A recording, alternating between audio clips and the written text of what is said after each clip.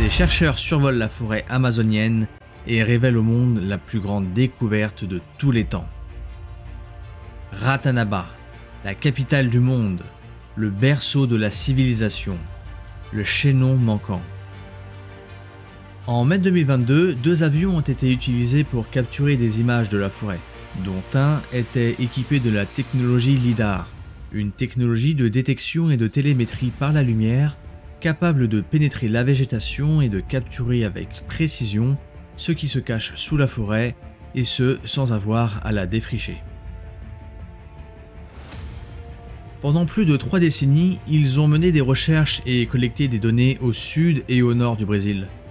Vers le mont Nemrut en Turquie, en passant par Baalbek au Liban, mais aussi en Égypte, en Grèce, au Mexique, au Pérou, en Bolivie, au Paraguay, en Uruguay. Puis ils ont dû revenir à nouveau sur la côte brésilienne, plus précisément sur les côtes de Sao Paulo et du Paraná. Ils ont trouvé les chemins de Peabilu, qui sont un réseau routier sous la maille électromagnétique, construit pour être vu d'en haut et unissant tous les continents. Après avoir analysé les données, ils se sont rendus à São Miguel das Missões dans l'état de Rio Grande do Sul et à Forte da Coimbra dans la ville de Corumba, puis au village indigène de Limões dans la ville de Nova Brasilienda et à Serra da Muralha dans l'état de Rondônia. Peu après, ils se sont rendus à un point de la ville de Riachuelo avec des historiens locaux, où il y avait une carte en pétroglyphes, des inscriptions et des dessins dans la pierre en bas et haut relief, qui indiquaient même comment fabriquer un être humain. Ils se sont ensuite rendus à Forte Príncipe da Beira au Costa Marques et dans la ville de Magdalena en Bolivie. L'analyse des données a ramené le groupe à la Serra da Muralha, ce qui n'était pas une tâche facile.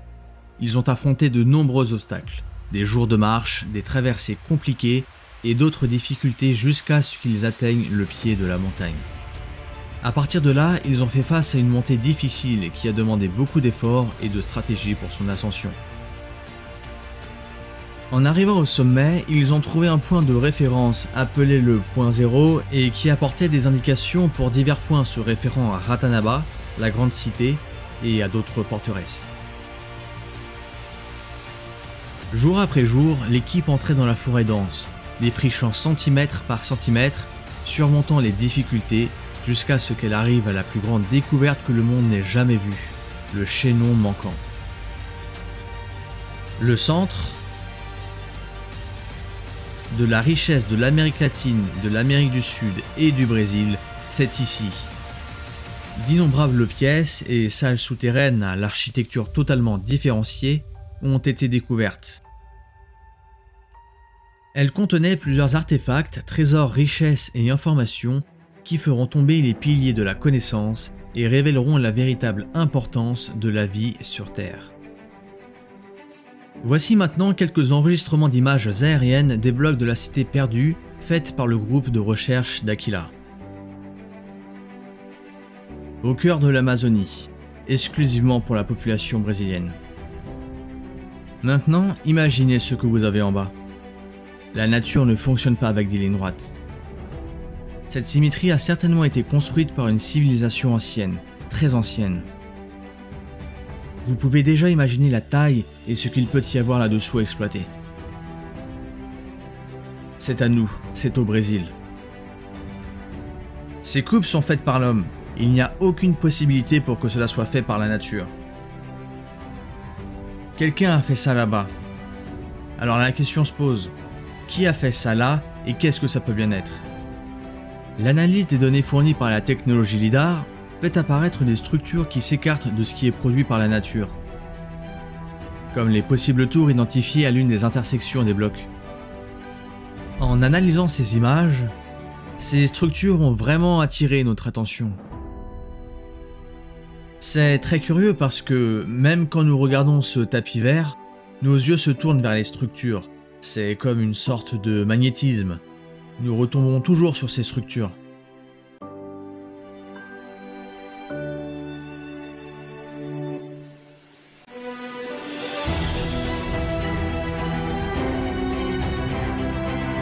Et puis on s'interroge. Est-ce que ça pourrait être des arbres? Est-ce que ça pourrait être des tours? quel genre de structure cela pourrait-il être? Si c'est vraiment une tour, qu'est-ce que l'on pourrait avoir à la base de cette tour? Et en allant encore plus loin, si c'est une structure, pourquoi cet endroit a-t-il un tel magnétisme? Pourquoi cela retient-il autant notre attention? Qui pourrait bien être là? Qui pourrions-nous rencontrer là-bas? Dans les environs, des lieux encore plus intrigants, qui pourraient être des entrées de galeries intactes, sont cachés sous la forêt et la boue laissés par le déluge. Ratanaba, une découverte des Brésiliens qui apportera au monde la technologie, la sagesse et beaucoup de connaissances.